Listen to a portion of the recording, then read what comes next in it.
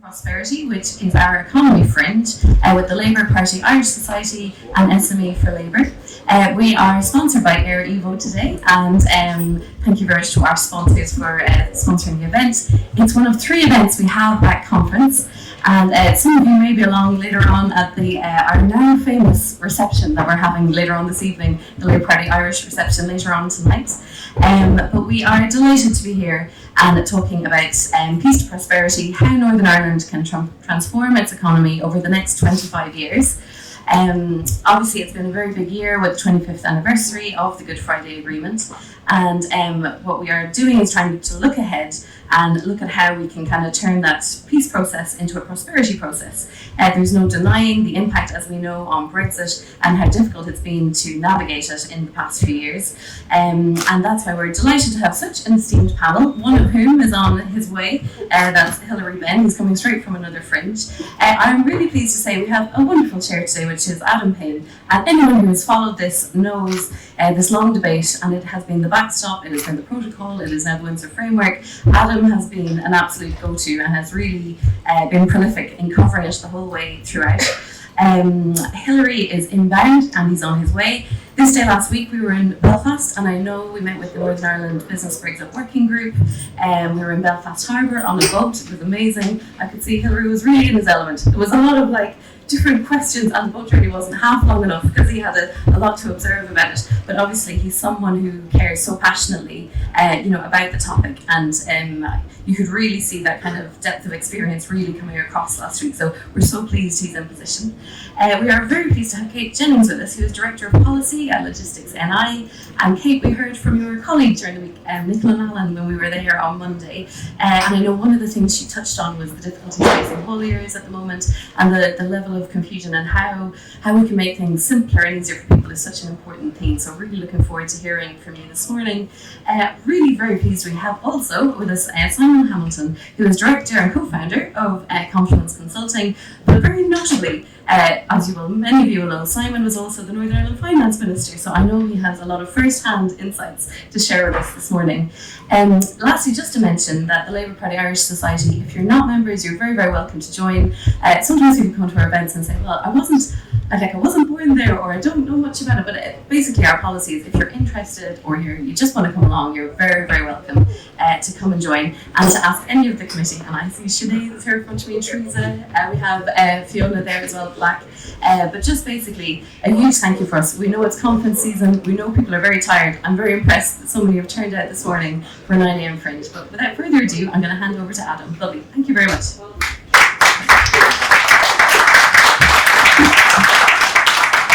Yeah, well, thank you to the organisers for very kindly, though perhaps suspiciously, asking me to do this.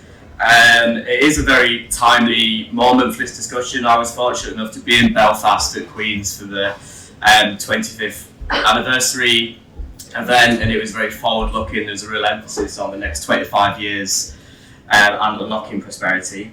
Because we're very short on time, we're going to go straight to introductory remarks. Because Hilary's not here yet, we'll put him last. So if we start with you, Simon.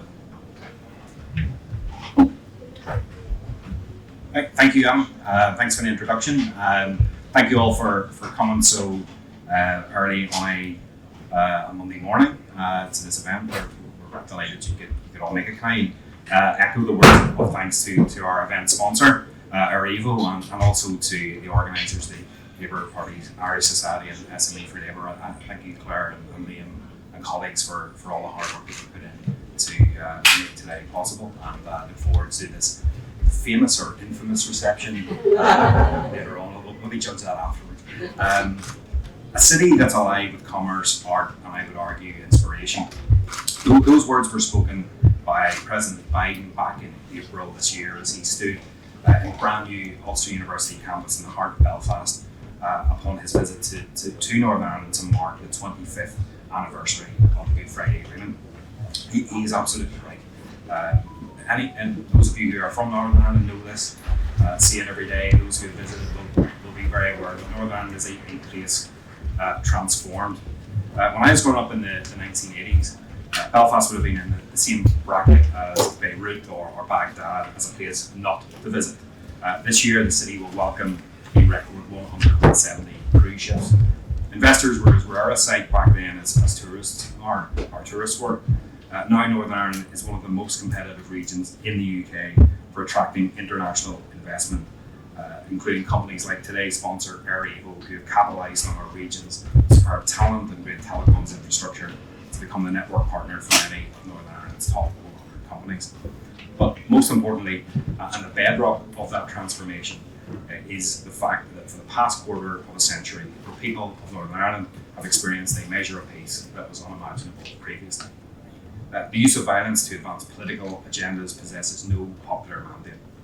That there is now a whole generation who knows nothing of what it was like to live during the Troubles is a remarkable achievement.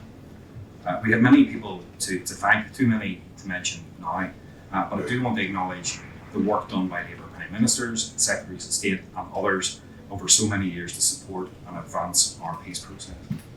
Since 1998, we've begun to repair the damage done to our society and economy by the Troubles. We are reclaiming the hope and opportunities that were denied to so many by 3 decades of violence, and we're beginning to realise the potential that our people always possessed.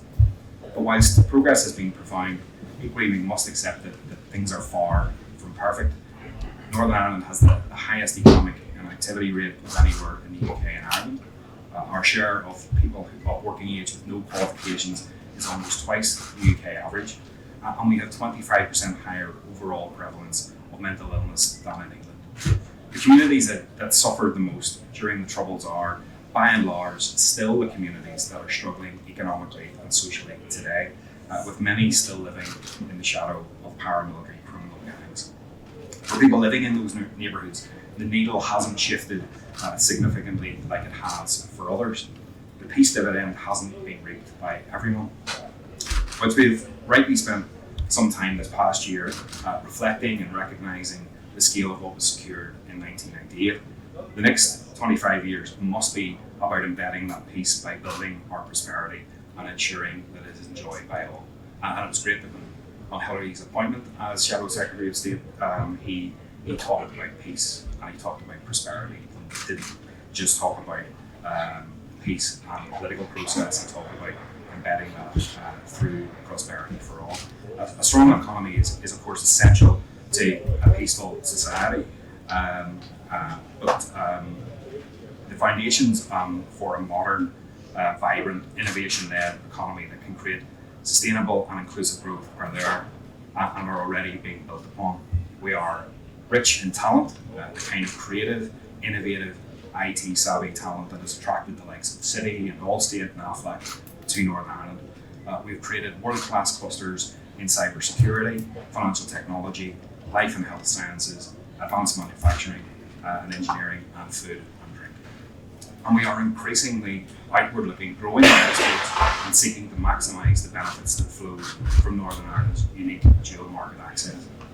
Addressing those challenges and exploiting those opportunities will in part be a job for a newly restored Northern Ireland executive, which we all hope we will not have to wait too much longer to see. Peace is a prerequisite for economic growth, and so too is political stability, something that has sadly been in short supply in recent years. We need to see a return to restoration for innumerable reasons, including having ministers in position to send out the signal that Northern Ireland is a great place to do business. We also require and will require the ongoing support and assistance of any incoming Labour administration in addressing those problems that I outlined earlier. I know that many of the issues that we face aren't unique to Northern Ireland, and that the next government will have a pretty full in-tray, but the prize of cementing our hard-won peace through building prosperity for all is surely worth any administration's attention. Finally, I just want to say I'm looking forward to hearing from Hilary, looking forward to seeing Hilary. I may have to give a second speech. But I know that this is one of his first speeches as a new Shadow Secretary, so we look forward to hearing what he has to say, and he can be assured that he will find a willing and able partner in Northern Ireland's business community as he develops his policy agenda. Can I once again thank the organisers and thank you all for our sponsor and thank you all for coming along this morning. Thank you.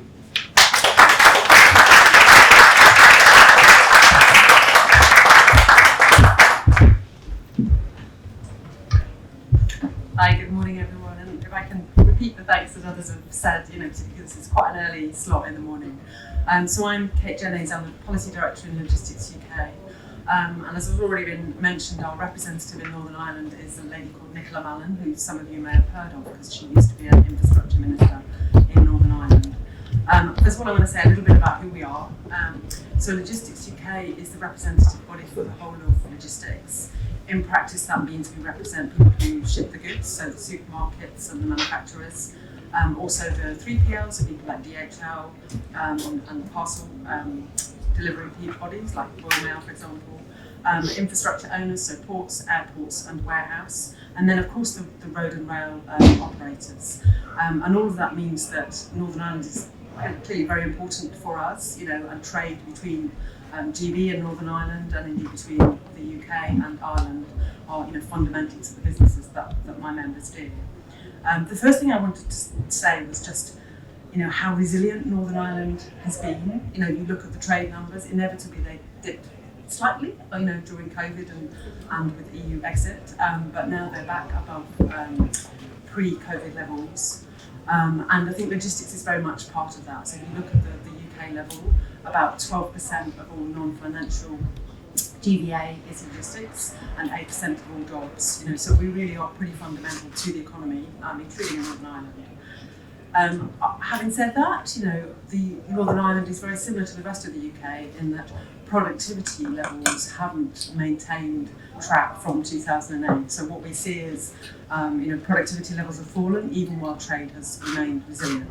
And I think that's something we'll be speaking about tomorrow in our panel, which I hope again you might join us for. We think if there was more of a focus on logistics and recognition of how logistics underpins every sector of the economy, that could release benefits of between 3.9 billion and 7.9 billion pounds just from better partnership, and instead of sort of taking logistics for granted and assuming it will always be there, maybe thinking logistics first sometimes. So how is that relevant here? I think the Windsor framework has been very important. I don't think everyone assumed that we would reach agreement. It's obviously there's still more friction than there was when we were a member of the EU, but it's clearly better than the protocol that preceded it. And we now need to make sure that it is implemented in full. So this is the first week of the framework. And being open with you, my members were quite concerned that they didn't have enough information. There was a risk that people would default to the red lane because they weren't quite sure what the rules were. But what I'm hearing from members is that it's working well, and that the government is being quite pragmatic about making sure that it works. So the green lane is used effectively, and that trade can flow from GB into Northern Ireland smoothly through that green lane if it's not heading on then into Ireland. Obviously, this is just the first step, so I think the customers' benefits from the Windsor framework will happen next year, and then we've also got what's called the border target operating model, so new import controls which will affect Northern Ireland and the rest of the UK, and we will continue to focus on making sure that those new controls are implemented as smoothly as possible, because there is a risk that they are creating more friction and cost at the border if we don't get that right.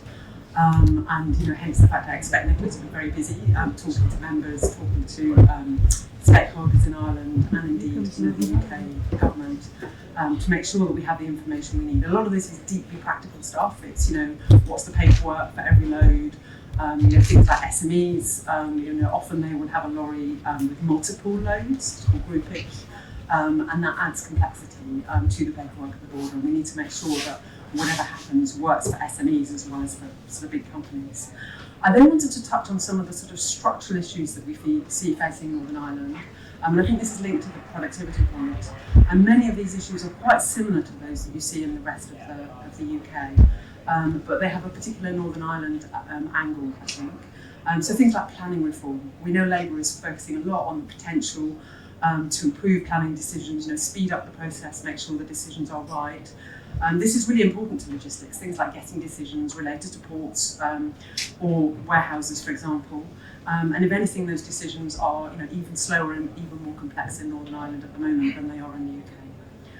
Infrastructure investment, clearly of critical importance to our members. and name projects like the A5 and the York Street interchange. You know, these projects are important for local communities and for prosperity, but they also help trade flow more smoothly as and when they are implemented. And I think some of these projects can benefit from the unique position that Northern Ireland is in, you know, where you could still benefit from EU funds, for example. And I think, for example, the A5 is one of the projects that could access those funds, but has been delayed for many years. Then things like, you know, water, waste and energy investment. You know, the lack of investment inhibits growth. And, you know, for example, again, that can affect where new warehouses might be built. And things like energy, you know, I know some of our members, you know, when we're saying in the UK, talking about, you know, depot charging for HGVs or vans in the future, some of our members in Northern Ireland don't have any power, you know, they're sort of off grid completely. So we shouldn't underestimate the, you know, the scale of the challenge. And, you know, it's also the same with things like the implementation of charge points in Northern Ireland. Clearly, charge points have started to come into place, but again, it's behind the rest of the UK. It's behind GB. Just to then, you know, on a positive note, talk about future technologies. I would agree with everything that Simon said about, you know, the Northern Ireland economy being a very exciting place, and we see a lot of, for example, aerospace manufacturing. You know, we know there's been new wind investment in Northern Ireland, and that, you know, is great, and we should support that. You know, wind obviously is important for future energy. We think Northern Ireland has potential to produce hydrogen, and we need to think for logistics what that means in practice. You know, is the zero carbon future about, you know, electric vehicles and charging? Is it about low carbon fuels? Is it about hydrogen? I think there's a really important discussion to be had there. Then I'll touch briefly on the All Ireland Strategic Rail Review. I think, again, this was a fantastic initiative. We really support this, and we need to see it implemented and going ahead. But just a bit of a reality check. At the moment in Northern Ireland, there is no rail freight at all. And we think that is a missed opportunity, and, you know, something that could change maybe in the next 25 years. So finally, just to come back to the significance of Ireland to UK trade. So Ireland is the 6th largest trading partner of the UK. And, you know, that so 5% of all UK trade is with Ireland.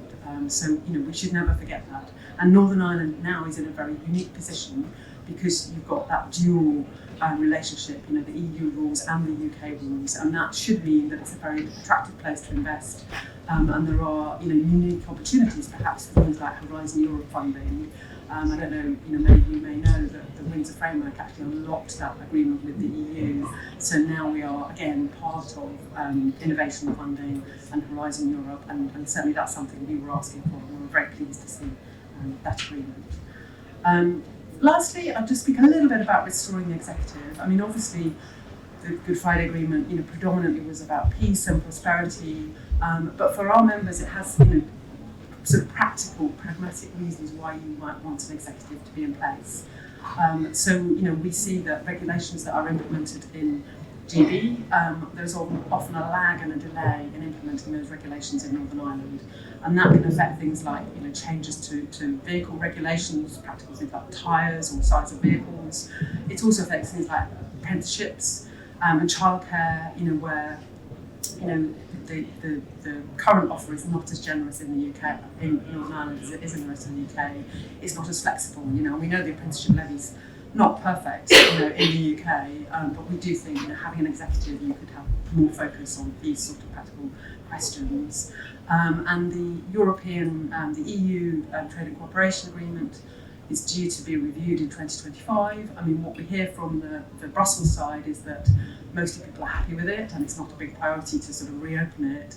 But again, we think there are some really practical potential improvements there. Things like mutual recognition of veterinary requirements, for example, would smooth the border in Northern Ireland, and indeed, you know, the rest of the UK and Dover as well. And then things like transport managers. So transport managers are the professionals who ensure that road haulage is safe. You can no longer be a transport manager qualified in Northern Ireland and work in Ireland, and yet the border, you know, even if you just drive along the road, you cross the border multiple times. So I have a sort of plea for, I suppose, focus on the practical details, because I think we can make life better by doing that. Thank you.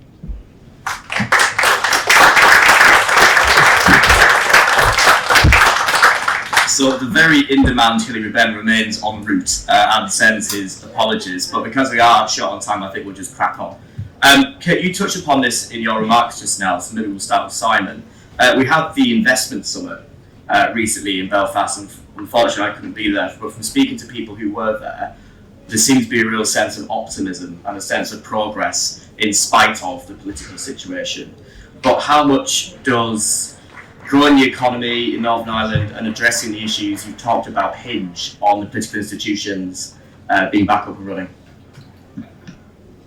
Quite significantly, in terms of, for the long term. One of the phrases I've heard repeatedly over the last couple of days at different events, conferences I've been at, is taking decisions for the long term. Now, I'm not going to talk about for a brighter future or anything like that, but that is I think a very Northern Ireland. You're right. We had the investment summit, so this was in excess of 200 international investors from a range of different sectors came to Belfast into Northern Ireland just a few weeks ago, and if we step back a little bit, that's the third investment summit or conference that I can recall. There's maybe another one that I've forgotten. So I think the restoration of the Assembly and Executive back in 2007, Tony Blair, Gordon Brown hosted one, David Cameron hosted one when he was Prime Minister. So this is the third in probably about 15 years. And there's nowhere else in the UK is lavish the sort of attention that Northern Ireland is.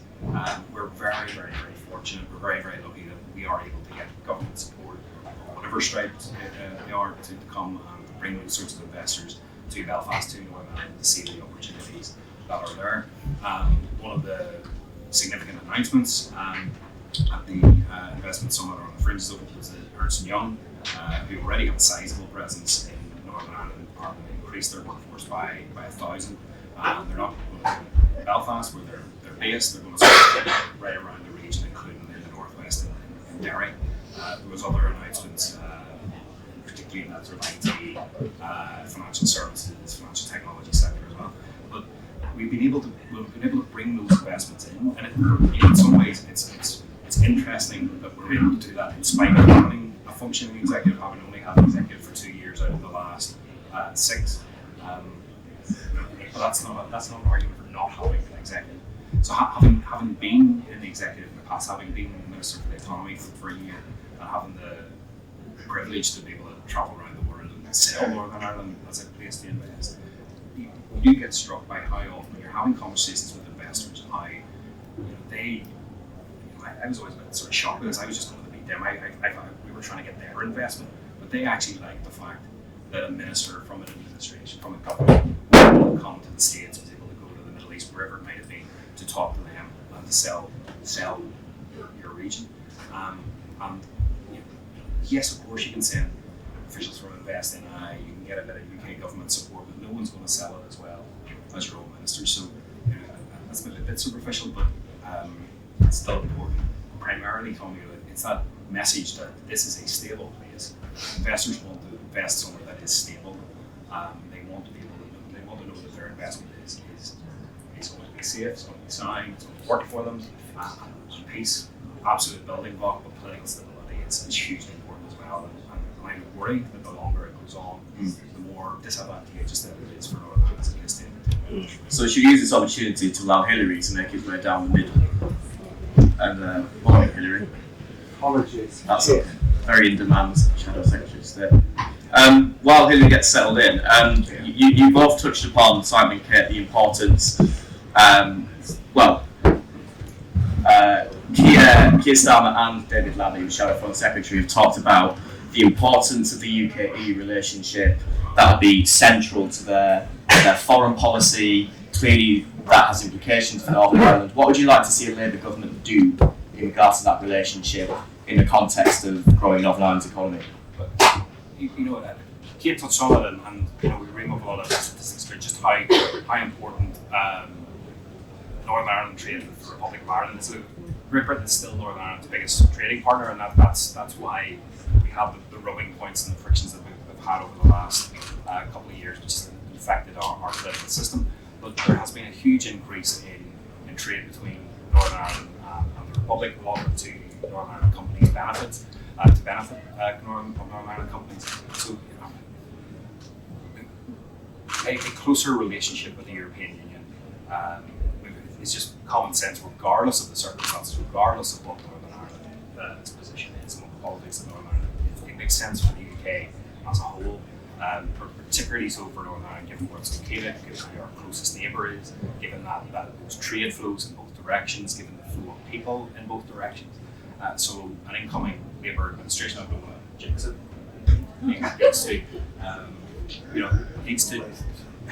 needs to do exactly what the leader and what others have been saying, and trying to just have it as a priority. And when you look at what's happening, I think sometimes in Northern Ireland we get very insular and we talk about what's happening in Northern Ireland as if nothing else is happening in the world. I used to look on our doorstep, look at what's happening with migration, what's happening in the Middle East, what's happening with Ukraine. A strong UK with a relationship with a strong EU is critical to all of us, particularly so for Northern Ireland, given those relationships that we have on a day-to-day basis. We'll come to UK and then we'll go to Hilary for some remarks. Fantastic. I mean, I touched on this briefly already. I think things like the TCA review with the EU, I think we need to enter into that, optimistically, and even if it's not full regulatory alignment or something which may not be feasible, just identify the practical things that can be done to make the deal better, and that may well be things at the border facilitation, mutual recognition of veteran qualifications, and I think Northern Ireland is uniquely placed. It's almost like the role model for testing some of that, isn't it? So the green lane approach, for example, I think is a really good one. Can we get more things in a green lane? And I think also Horizon Europe, I touched on.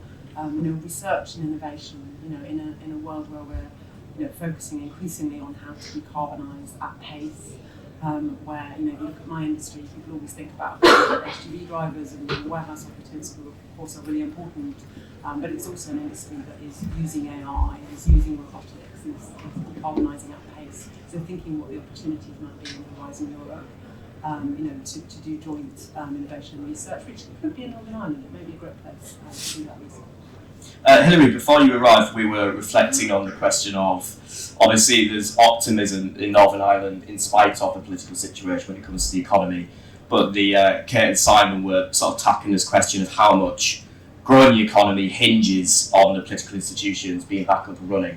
What's your view on how important the restoration storm is to... please do. Can I stand up? You can come here if you want. Well, I'm happy to stand up here as long as you can hear me.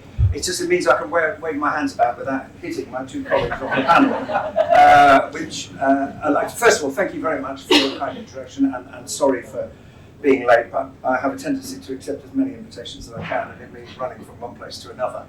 But it's wonderful to be here this morning. Now, I wanted to pick up on the word you just used, which is optimism, because boy, do we need that in the world more generally, while we try and tackle the problems that we can see all around us. But Northern Ireland is in a unique position, absolutely unique position, because of its ability freely to sell into the GB and the European market. And I fervently hope that businesses are going to take advantage of that. Because if you are looking to invest somewhere in Europe to serve all of those markets, the European market and the British market, why would you not invest in Northern Ireland? The perfect place to locate yourself. Now, for that to happen and for the full benefit of that arrangement to be realised, and there hasn't been a lot of talk about it, there's been a lot of focus on the friction across the Irish Sea, the checks that have started coming in on the 1st of October. There's no doubt that the absence of a functioning government has an impact, because what do investors look for? They look for stability. They look for certainty. They want to know what the rules are, what the arrangements are.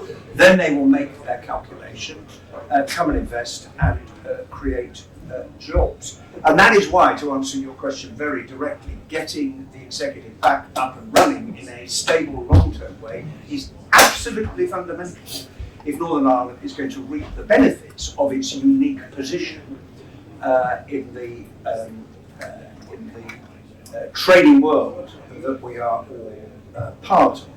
And that requires, as I've said on a number of other occasions, since conference began, that requires patience, diligence, hard work, trying to address the concerns that the unionist community has got, but to make this work, because Northern Ireland needs its government. And when that happens, then people can turn their attention and say, well, if this is now stable, look at the opportunities. Now, Northern Ireland has such fantastic assets. When Fleur and I were there a week ago this morning, indeed, it wasn't quite this time, it was a little later, we got on the pilot boat belonging to the Harbour Authority, and we just were transported up the river, and you pass industrial heritage, industrial present, industrial and service future. It's all there. Think about the Titanic Studios. I didn't know that it was established in the former paint shed of Harland and Wolff, where they used to paint ship components, and now it's making movies. And Northern Ireland, is now famous around the world as a destination to come and make movies. The commercial and residential development on our left, the slipway down which ships will once again come from Belfast. The MOD has ordered 3 ships, which is a return to the industrial heritage, which is a wonderful thing to see. The wind turbine blades stacked neatly on the right-hand side, waiting to be assembled. The new cranes, lots of things. And then if you think more broadly about Northern Ireland, the size of the service sector, some really important announcements around the investment conference that took place recently. Wrightbus, famous Wrightbus, that is making both hydrogen and electric buses, the transportation of the future. And they're being made in Northern Ireland. So there is a wealth of opportunity. Like any place, we must ensure that we've got the skills. Northern Ireland has the skills that are required. The infrastructure is really important, because that is another thing that business looks at. But I think there is a wealth of opportunity there to be seized, provided that the politics works. Thanks, Hilary.